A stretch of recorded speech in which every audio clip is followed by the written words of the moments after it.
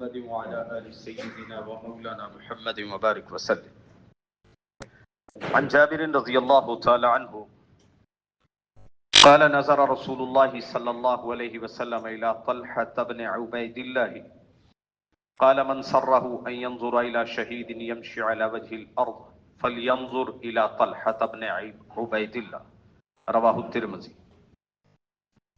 حضرت سیدنا جابر رضی اللہ تعالیٰ عنہ بیان کرتے ہیں کہ اللہ کے نبی صلی اللہ علیہ وسلم کی نظر پڑی حضرت طلحہ پہ.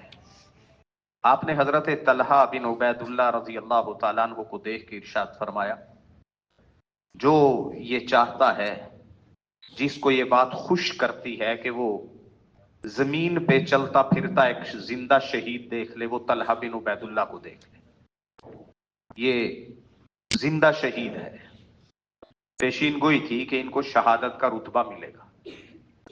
آپ علیہ الصلوۃ والسلام نے ان کے بارے یہ بات بھی ارشاد فرمائی کہ جس نے کسی ایسے آدمی کو دیکھنا ہو جس نے اللہ سے اپنا کیا ہوا وعدہ پورا کیا ہے، میدان جہاد میں اپنی جان قربان کرنے والوں کے بارے یہ بات اللہ رب العزت نے قرآن مجید میں ارشاد فرمائی، منہم من قضا نحبہ ومنہم من ينتظر. جنہوں نے وعدہ پورا کیا ہے، اگر کوئی ایسے آدمی کو دیکھنا چاہتا ہے وہ طلحہ بن عبید اللہ کو دیکھ لے. اور سیدنا علی رضی اللہ تعالیٰ عنہ نے یہ بات ارشاد فرمائی کہ رسول اللہ صلی اللہ علیہ وسلم نے ارشاد فرمایا کہ طلحہ بن عبید اللہ، یہی جن کی بات چل رہی ہے، طلحہ بن عبید اللہ اور زبیر بن عوام یہ جنت میں میرے پڑوسی ہوں گے. ان کی اللہ کے نبی صلی اللہ علیہ وسلم کے ساتھ بھی رشتہ داریاں تھیں. حضرت سیدنا صدیق اکبر کے بھی خاندان کے تھے.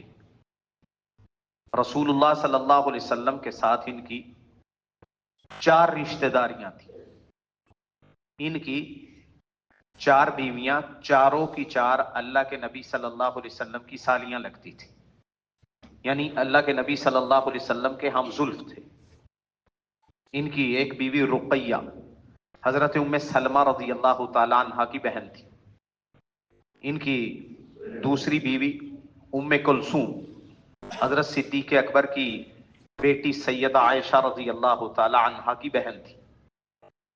ان کی ایک اور بیوی فارعہ، وہ حضرت ام حبیبہ رضی اللہ تعالیٰ عنہ کی بہن تھی. ان کی چوتھی بیوی حضرت حمنہ بنت جحش، نبی صلی اللہ علیہ وسلم کی زوجہ محترمہ حضرت زینب بنت جحش کی بہن تھی. یعنی اتنے قریبی رشتہ دار تھے اور بہت بڑے جاگیردار، مالدار، بہت بڑے تاجر تھے. اللہ رب العزت کروڑوں رحمتیں برکتیں ان حضرات پہ نازل فرمائے اور ہمارے دلوں میں ان کی بھرپور عقیدتیں اور محبتیں پیدا فرمائے.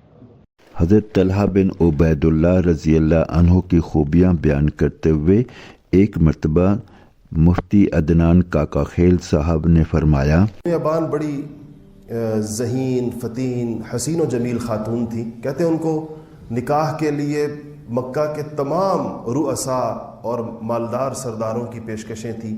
نکاح کے پیغام سب نے بھیجے، حضرت طلحہ نے بھی بھیجا، تو انہوں نے حضرت طلحہ کا پیغام قبول کیا. ام ابان نے، سیرتی کتابوں میں لکھا ہے کہ لوگوں نے ام ابان سے پوچھا کہ آپ نے اتنے سارے پیغامات میں سے طلحہ کا پیغام کیوں قبول کیا؟ تو انہوں نے 6 باتیں ارشاد فرمائی، اور یہ 6 باتیں آپ کے کام کی ہیں. یہ اخلاق کا بیان ہے. انہوں نے کہا کہ میں طلحہ کا پیغام اس لیے قبول کیا کہ جب مجھے ان کے اخلاق کی خبر ملی ہے ان کے گھر سے، کہ جب گھر میں داخل ہوتے ہیں تو ہنستے ہوئے داخل ہوتے ہیں، کشادہ روح گھر کے اندر آتے ہیں، اور جب گھر سے نکلتے ہیں تو مسکراتے ہوئے نکلتے ہیں.